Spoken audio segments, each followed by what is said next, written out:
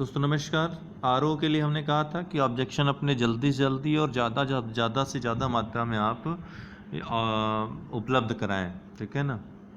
ज़्यादा से ज़्यादा मात्रा में भेजें ताकि उनको पता चल सके इतनी ज़्यादा मात्रा में जब जाएंगी आपकी जो आपत्तियां हैं तभी उसमें कुछ कार्रवाई होने की संभावना है।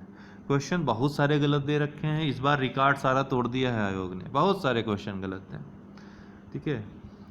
चलिए फिलहाल देख लेते हैं कौन कौन क्वेश्चन है और इसके जो सोर्सेज हैं वो हमें भी कुछ प्राप्त हुए, काफ़ी आप लोगों ने भेजा है, लेकिन आपको बता रहा हूँ कि ऐसे सोर्स थोड़ी ना भेजना है, आपको कैसे भेजना है जानकारी रखिए कि पहला पेज जो रहेगा उसमें जो प्रोफार्मा दिया है उसके अनुसार रहेगा। आप अपना रोल नंबर डालिए, अपना जो है नाम वाम अंकित किए।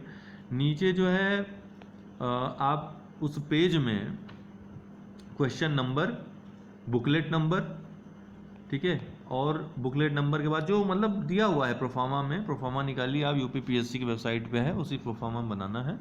क्वेश्चन नंबर है, फिर बुकलेट नंबर है, क्या आंसर की में कौन सा आंसर दिया है इसका, क्वेश्चन नंबर का, और आपका क्या आंसर है, और जो सोर्स है उसका नाम, और जो सोर्स है उसका नाम देना बहुत आवश्यक है। और पेज नंबर, जैसे कि एनसीईआरटी की कोई क्लास 11 की बुक आप रेफरेंस में दे रहे हैं तो उसका पेज नंबर अवश्य लिखिए।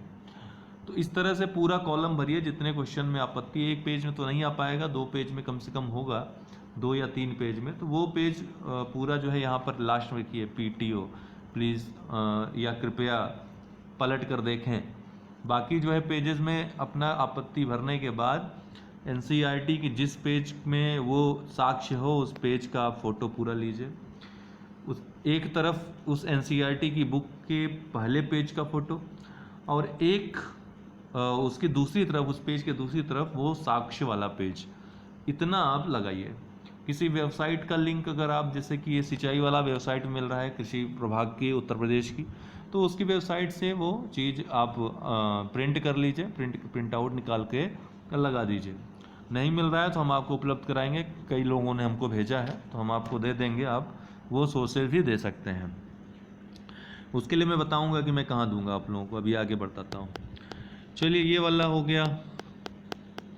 दूसरा ये बिल्कुल गलत है, 2019 में हुआ ही नहीं था, 2019 में डिफेंस एक्सपो हुआ ही नहीं था, ये 2 साल बाद हुआ था, 2018 में चेन्नई में हुआ, तो ये क्वेश्चन भी गलत है, ये डिलीट करना पड़ेगा। रक्षा मंत्रालय, डिफेंस मिनिस्ट्री की वेबसाइट में मिल जाएगा और मेरे पास है, आपको उपलब्ध करा देंगे मिनिस्ट्री की वेबसाइट का जो डाटा है।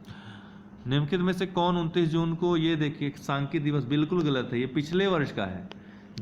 ये पिछले वर्ष का थीम मिल गया, सतत विकास लक्ष्य था। इस वर्ष की थीम अलग थी, क्या थीम थी इस बार थीम थी SDG 3 और 5, स्पेसिफिक रूप से 3 और 5 पे कार्य करना, ये इसकी थीम थी।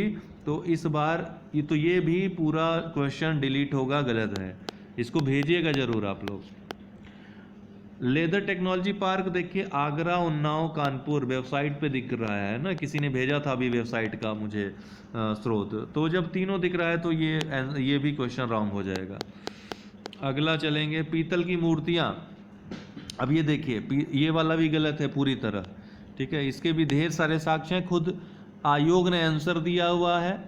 तो सबसे बढ़िया तो ये होगा कि आयोग का क्वेश्चन है, इस पर वो क्वेश्चन ही आप भेज दीजिए, देखिए आपने क्या आंसर की उसकी दी थी, ठीक है। तो ये हो गया।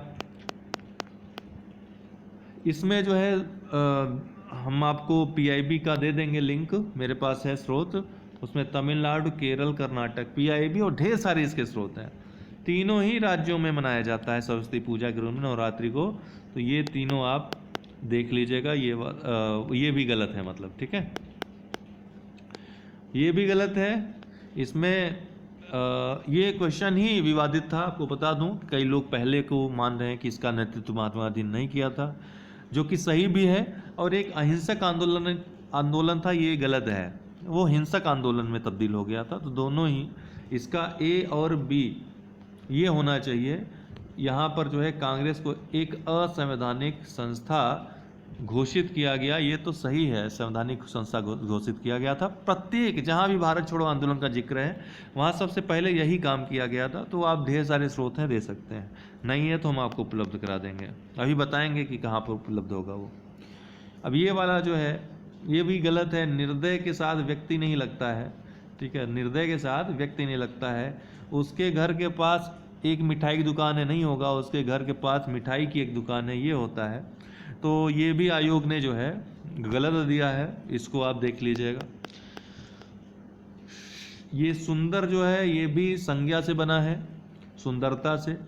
श्रीमान भी संज्ञा से बना है, ठीक है, श्री से। तो दान से दानी बना है, चमक से चमकीला बना है। तो ये चारों ही संज्ञा से बने हैं विशेषण, चारों ही। तो इसलिए जो है ये भी डिलीट होगा, इसको भी भेजिएगा जरूर। ये सुंदर कहाँ पर आपको मिलेगा, मैं आपको उपलब्ध करा दूंगा, मेरे पास हरदेव बाहरी का भी है और हिंदी की जो पाठ्य पुस्तक है उसका भी सोर्स है।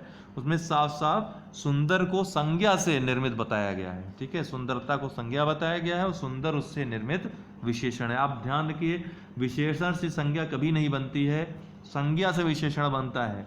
स्रोत संज्ञा होता है न कि विशेषण। इसलिए आप इस चीज़ को माइंड में रखिएगा अपने। अगर आपको लगता है कि सुंदर से सुंदरता हुआ है अर्थात विशेषण से संज्ञा बनी है, तो ये गलत है।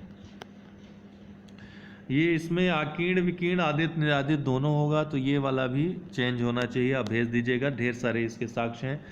इसके तो ढेर सारे साक्ष्य, आज लगभग 10 के करीब साक्ष्य लोगों ने भेजे मेरे पास। तो ये दैदीप्यमान ही होगा, ए वाला इसका राइट आंसर होगा।